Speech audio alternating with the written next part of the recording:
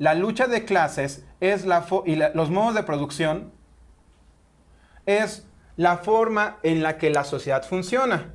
La sociedad, entonces, depende de burgueses y de obreros para que funcione. Ya vimos la relación de dependencia.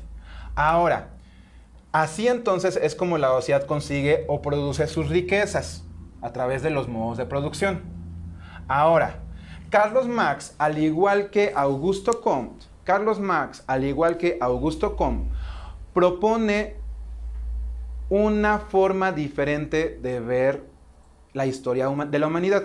¿Se acuerdan ustedes que el positivismo nos decía que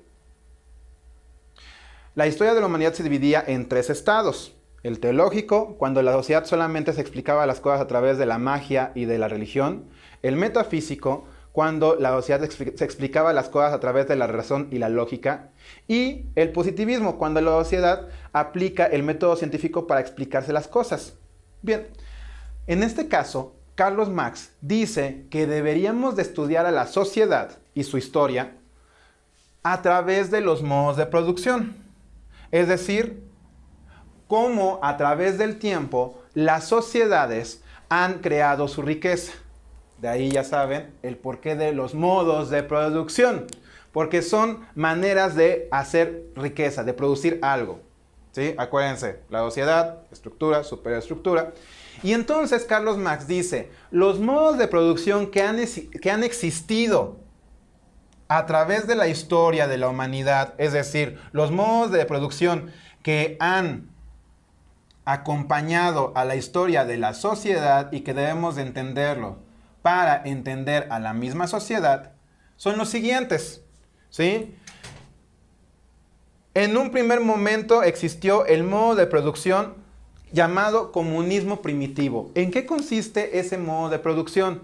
Es cuando las tribus, las más primitivas, ¿sí?, estaban unidas, los seres humanos, estaban unidos en una sola tribu, ¿sí?, y que todos trabajaban, todos hacían algo, todos aportaban y a su vez también todos recibían lo que generaban. Es decir, la forma de producir riquezas dentro del comunismo primitivo en las tribus más ancestrales es de que los miembros de una misma tribu, para producir su riqueza, es decir, su comida, sus alimentos, su vestimenta, todo lo que necesitaban, lo hacían, su modo de producción era que todos trabajaban.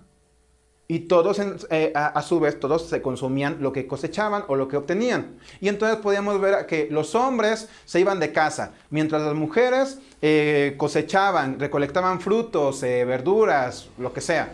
Los viejos se encargaban de cuidar a los niños y de enseñarles, y los niños de aprender. Ese era el modo de producir la riqueza en el comunismo primitivo. Después, dice Carlos Marx, evolucionamos, ¿sí? Y empezaron a aparecer sociedades o civilizaciones como la egipcia, la griega, la mesopotámica, la romana, en donde su modo de producción se llamó el esclavismo. ¿A qué les suena? A que va a haber esclavos. Y entonces aquí, a partir de este modo de producción, aparece la famosa lucha de clases. Es decir, si ustedes vieron en el comunismo primitivo, ahí no había clases, ahí todos trabajaban, todos comían, todo era perfecto.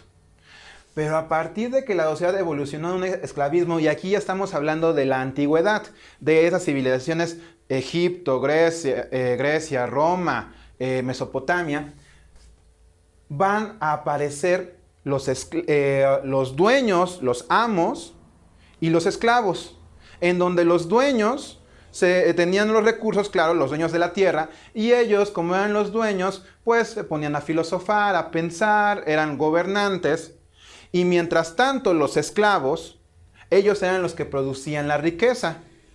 ¿Con qué? Con las tierras de los amos. Y empieza la relación que hablaba de dependencia entre los amos, en este caso la lucha de clases, o las clases van a ser llamadas en el esclavismo, los amos y los esclavos.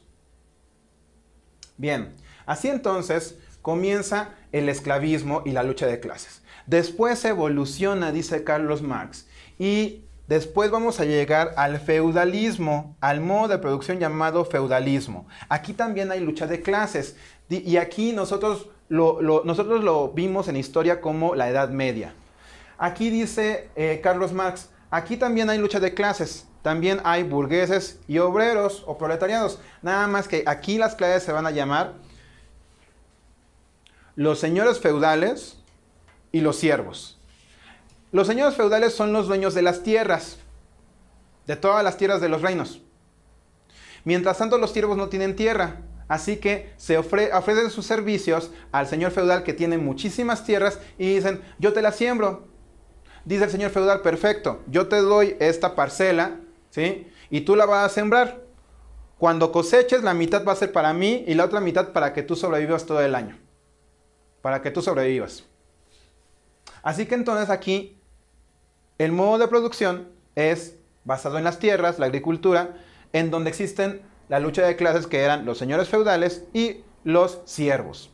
Ok, después dice Carlos Marx, evolucionamos a el capitalismo, que en nuestra historia común y corriente sería, ya sabemos, como el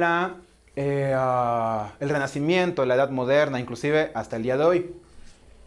En el capitalismo, ¿sí?, de igual forma hay lucha de clases. ¿Por qué? Porque existen los dueños, los burgueses, los empresarios, y existen el proletariado, los obreros, los que no son dueños de sus tierras. Así que entonces también va a haber una relación de dependencia, es decir, la lucha de clases. Aquí, ¿cómo se genera cómo es el modo de producción? ¿Cómo generan la riqueza? Pues a través de empresas que producen algún artículo que después lo venden, ¿sí? Necesitan de obreros para que los fabriquen y así seguir ese ciclo capitalista de compra y venta, compra y venta. Los obreros entonces dependen de los burgueses para recibir un pago y los burgueses dependen de los obreros para su fuerza laboral. Aquí entonces el modo de producción va a ser capitalista.